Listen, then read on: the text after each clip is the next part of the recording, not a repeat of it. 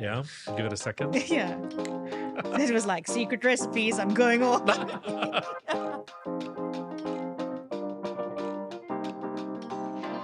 So I was fortunate enough to be part of a group of people from the food and beverage industry, and Omar and Emirates Nature, WWF, and let's try and get this right, the International Center for Biosaline Agriculture, organized this amazing event in Umm Al Quwain to learn more about halophytes.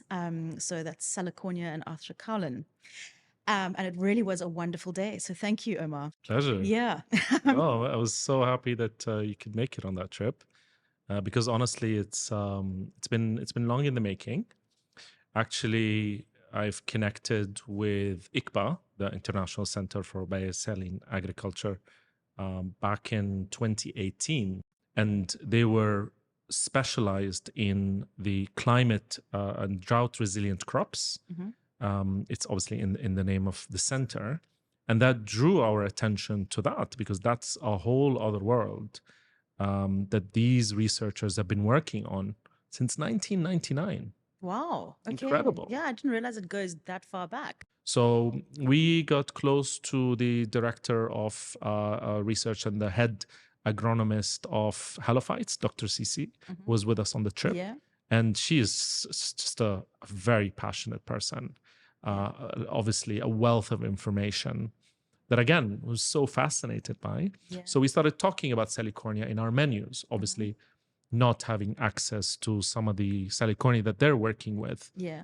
But just to start that conversation, to tell our diners, our guests, about the work that ICBA is doing and about this fascinating plant. And what had this response been like when you have started talking about this with your menus? Almost 10 out of 10, 9 out of 10 people that we talk to have never heard of the center, their work, have never heard of halophytes. Yeah. So it was obviously a beginning of a fascinating discussion. We had a lot of curious people that we connected them to the center. We started taking guests.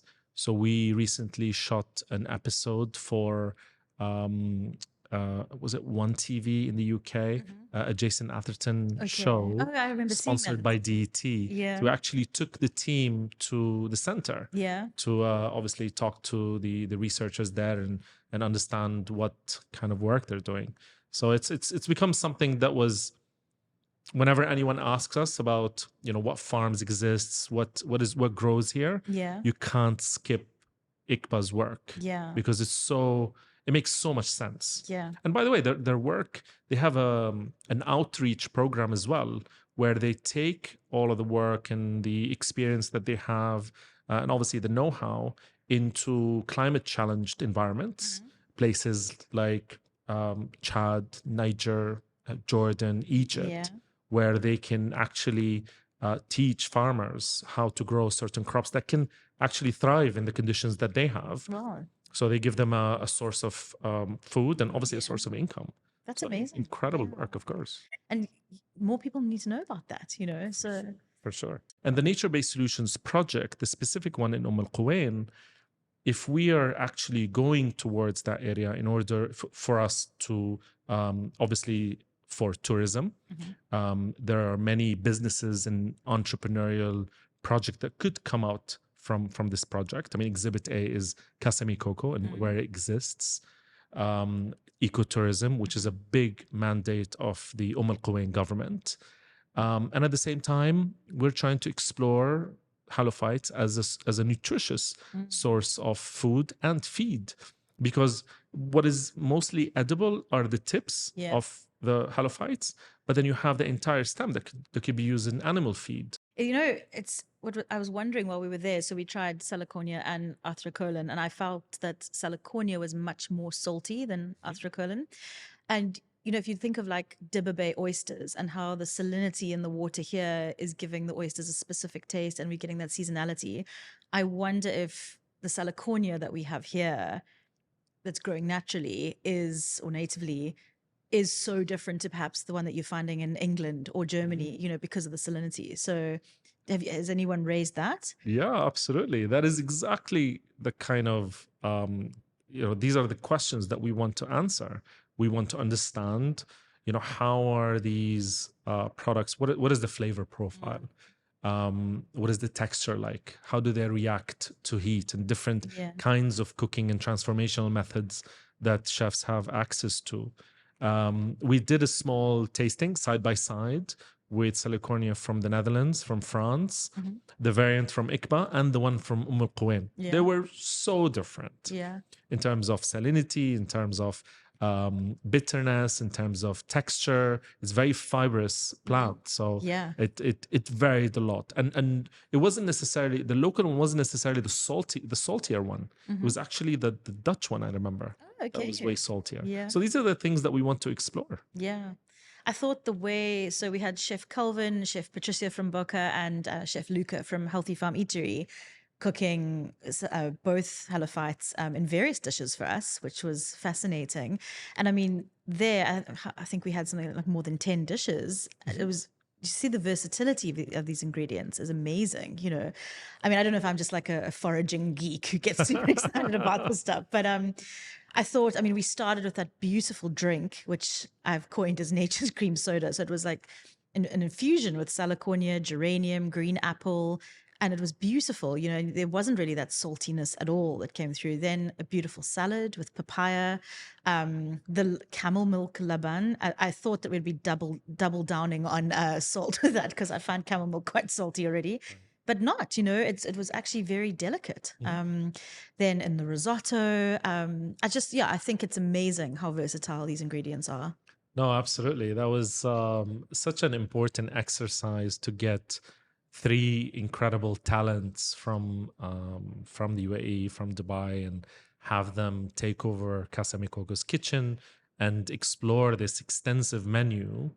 We didn't want the menu to have a specific starter or dessert, so we asked them to just create different. The idea was to show different applications of the halophytes, Yeah. both of them, Salicornia and arthrocolon, in different forms. And it was because the three chefs come from different backgrounds, different cuisines, different styles. So it was really fascinating to see everyone's take on it. And it was super encouraging to hear everybody come up with ideas. Stasha wants to do, from 21 grams, said she wants to do like scallion type pancakes with it. And she's patenting that idea. So nobody try to take it. But I thought that was a really good idea because imagine that sort of texture and then that saltiness coming through. It would be beautiful. Bringing the community together like you did is, I know that's one of your pillars at Boca, part of your sustainability pillars. And you constantly doing, events like this. As you say, you did something with Jason Atherton before. I know that you've worked with, the edible plant grower out in the desert, all your sustainable initiatives. Like, why do you care? What keeps you not stopping from doing this? Why is it, why does your restaurant have to be sustainable? Why do you have to champion these things? What's that inner motivation? I mean, obviously, we are there to serve our guests first and foremost. So we have an obligation to those who are, leaving their homes, dealing with traffic, parting their ways with their hard-earned money to come and have a delicious meal in a comfortable setting with good service. Now, if we can do that while still delivering this distinct way, whether it's in the ingredient or in the thought process, I think this was extremely important for me. From a community standpoint, we do not exist in isolation from others. Longer gone the days of secret recipes and every restaurant hoarding their own list of ingredients. We're talking about all of them. Chefs are on social media, sharing their recipes, their ideas, their source of ingredients. We actually take pride. The stories that we tell are the stories of the farmers, of the growers, of the producers.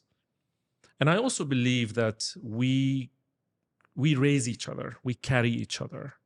We've been doing collaboration lunches and dinners, back in 2017, and we help raise each other. I really truly believe in that it's not a zero-sum game, that I think if we all bring something to the table. And that is also another important thing for me. I always ask myself with every menu that we put out, or every product or every promotion, what value are we adding to our guest? What value are we adding to the community? There is a lot that we want to share. We don't usually get a chance to share all of it with every guest, for sure, because it's very wholesome, and it's definitely not what most guests want to hear. You know, after a long day, you want to enjoy that meal. You've hired a nanny, a babysitter to come outside with your partner. So, you know, talking about sustainability might not be on your top 5 things that you want to do that evening. So, sharing it with the community, with other restaurateurs, with other chefs, I think it's something that really drives us.